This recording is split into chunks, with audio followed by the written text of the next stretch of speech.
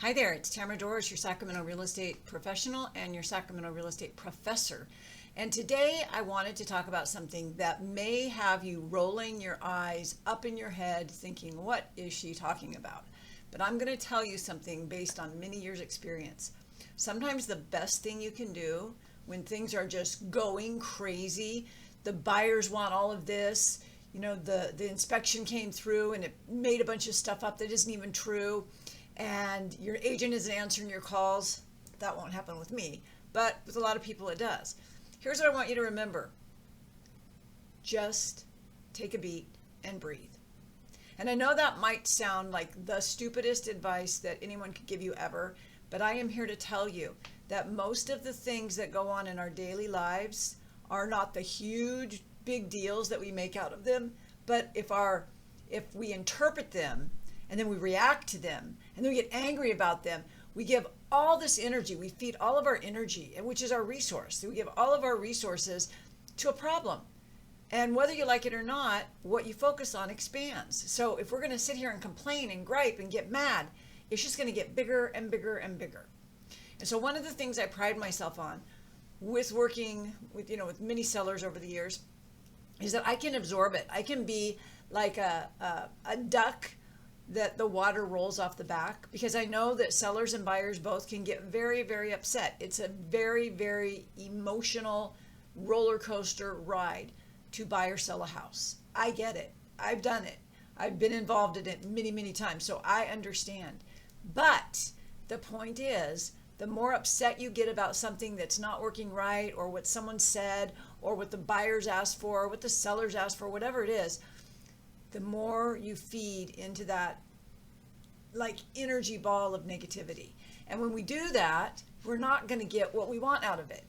So the best recipe that I can give you, whether you're a buyer or a seller, it doesn't matter. The best recipe I can give you is to suggest that when you are in the middle of a transaction and something occurs that just makes you react, it triggers you. You're just angry, you want to yell at someone. I get it. But the best thing you can do is just to take a moment, take a beat, and just breathe it out. And then ask yourself, if this wasn't happening to me, if this wasn't my transaction, if this didn't happen to me specifically, and someone was telling me about it, what would my advice be? And I want you to really think about that question. Because if you step outside of your body and you're looking at the real estate transaction that you're in, and you're like, and these buyers wanted this, and the inspector said this, you're going to get really triggered if it's about you and your property. But if you step outside of it and you're looking at it like, okay, someone just came to me and told me about this problem, what would I do? And here's what's going to happen. You're going to come up with a solution based on common sense. And I don't know if you know anything about neuroscience, but it's kind of one of my passions. I love it. And I study it quite often, my free time.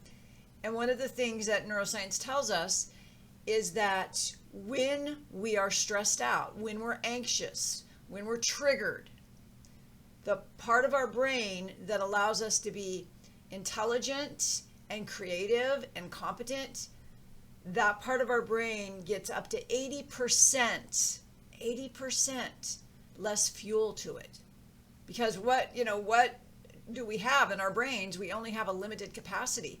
But if we're spending all of that energy on getting angry or exploding or worrying, then we're not going to have very much bandwidth to come up with a creative, effective solution. And so one of the things I pride myself on as a longtime realtor, as a professor, as a human, is my ability, and it's been hard won. I was not born with this, I promise you.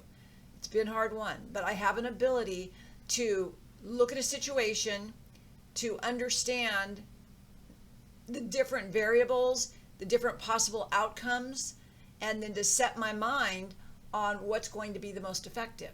And I can do this without letting myself get super emotionally involved, because oftentimes my sellers are going to get very emotionally involved, and I understand that. And that's part of the reason I'm here, is to take that off your shoulders, to help you process that. But because I don't allow myself to get all worked up, I don't allow myself to get reactive and angry, I am of better service to my clients. because I see it all the time. The buyer asks for a ridiculous amount of repairs, right? Or a big, huge amount of money. And obviously, especially if it's not fair, it's not justified, the seller is going to get really, really upset. Here we are getting ready to close escrow in a week or 2 weeks or whatever. And now the buyer is asking for, $20,000 that's not even warranted. Like, nothing's broken. This happens all the time. As a seller, you're going to get triggered. You're going to get angry. You're going to want to tell them to, F off. You're going to want to say, leave me alone. I don't want you. I'm not selling you my house. But is that in your best interest? And so you can get upset about it, but when you're upset, you're not thinking as clearly and as creatively as you could. And so you may get upset, and then you may throw the whole transaction away. When at the end of the day, they just asked for an unjustified, unwarranted amount of money, for example, and the answer is either no or we negotiate, right? But if you come at it like, no, I'm not going to work with him, forget it, no, you're not allowing your higher brain to take over, your higher consciousness, the part of you that wants to make the most money in your time frame so that you can sell your home, so that you can move on to do the next phase of your life, whatever it is. And it doesn't include stress, right? That's the idea. When we sell a home, as a rule, we're selling it, we're having a transitional period. Maybe we're getting a divorce. Maybe someone, we have had a loss in our family. Maybe we're moving. Maybe we got a new job and we're relocating. So all of these transitions, whether they're for the best or not, at the end of the day, whatever reason you have for selling, it's not because you want to enter a world full of stress. In fact, a lot of the times that I help people sell their homes, it's because they want to avoid the stress. Like, for example, I can help people who have been served a notice of default. They don't necessarily want to move. It's very stressful. Whatever happened, the bank did this, or you lost a job, or whatever happened, it's very, very stressful. My role is to take that stress off of your plate, to help you get out of it with as much dignity and equity, if you have equity, as possible. And your plan is not to let me just go get in another stressful situation. That's not the plan. But the point is that when you are agitated, when you are worked up, when you are angry, when you feel insulted, and you know what? That is, at the end of the day, that is exactly what happens when a buyer asks you for things that are unreasonable. You feel insulted. And I do too. I get it. The difference is that I'm able to understand that this is all part and parcel of selling real estate. This is all part of the deal. And I will keep calm so that I can come up with a creative, effective solution.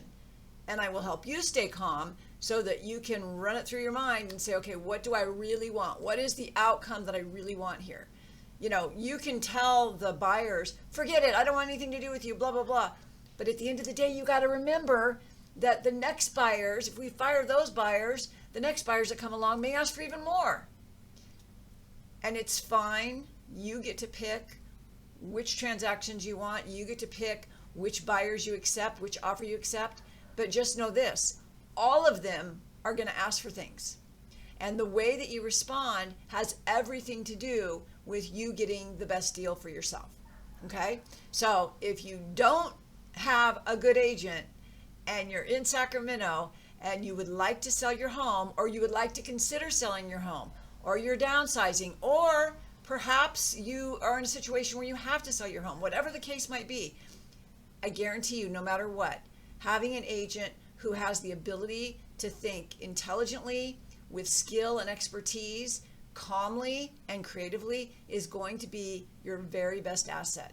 I can guarantee it. In fact, I guarantee that I'll get your home sold at your price based on comps in 29 days, or I will pay you $2,500 cash at closing. Okay? You can't get any better than that. So let me know if that's something you'd like to talk about. I'd be happy to give you a current market value on your home. Just click a link below and let's talk. Have a great day. Thanks for watching.